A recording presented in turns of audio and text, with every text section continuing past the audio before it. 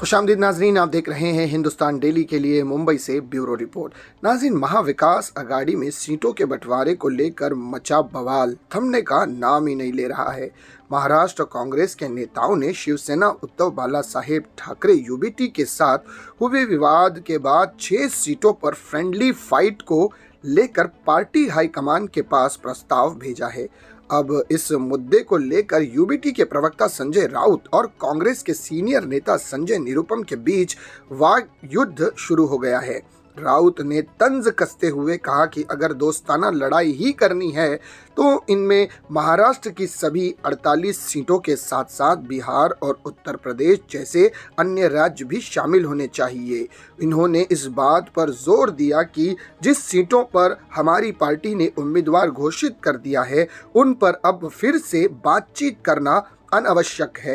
राउत ने कहा कि इस तरह के झगड़ों से सत्तारूढ़ भारतीय जनता पार्टी यानी भाजपा को मदद मिलेगी। हालांकि उन्होंने विश्वास जताया है कि कांग्रेस का पारिवारिक पार्टी है और मुझे नहीं लगता उनका हाईकमान इस तरह के दोस्ताना लड़ाई की अनुमति देगा। निरुपम ने राउत का नाम न लेते हुए पलटवार किया है। उन्होंने कहा कि यूबीटी के अंतर्राष्ट्रीय प्रवक्ता ने कांग्रेस को धमकी दी है और कहा है कि सभी सीटों पर फ्रेंडली फाइट की जाए। आखिर इस बिलबिलाहट का कारण क्या है? निरुपम ने दावा करते हुए कहा कि क्योंकि यूबीटी बिना कांग्रेस से के सपोर्ट के एक भी सीट नहीं जीत पाएगा, यह हमारी तरफ से खुली चुनौती है। संजय निरुपम ने कहा है कि उनकी पार्टी को मुंबई में सीटों के लिए उद्धव ठाकरे के नेतृत्व वाली पार्टी के दबाव में नहीं आना चाहिए। उन्होंने कहा कि अगर इस पर कड़ा फैसला नहीं लिया गया तो मुंबई में कांग्रेस पार्टी का अस्तित्व खत्म हो जाएगा। शुक्रवार को महाराष्ट्र कांग्रेस के प्रमुख नेताओं ने एक मीटिंग की थी। इस मीटिंग में सीटों को लेकर चल रही बातचीत के बीच यूबीटी द्वारा 17 उम्मीदवारों के नाम की घोषणा कर दी। इसे लेकर कांग्रेस के नेताओं ने कड़ी नाराजगी जताई। उन्होंने एक प्रस्ताव पास किया जिसमें मुंबई की 2 लोकसभा समेत कुल 6 सीटों पर यूबीटी के साथ फ्रेंडली फाइट की बात की गई है।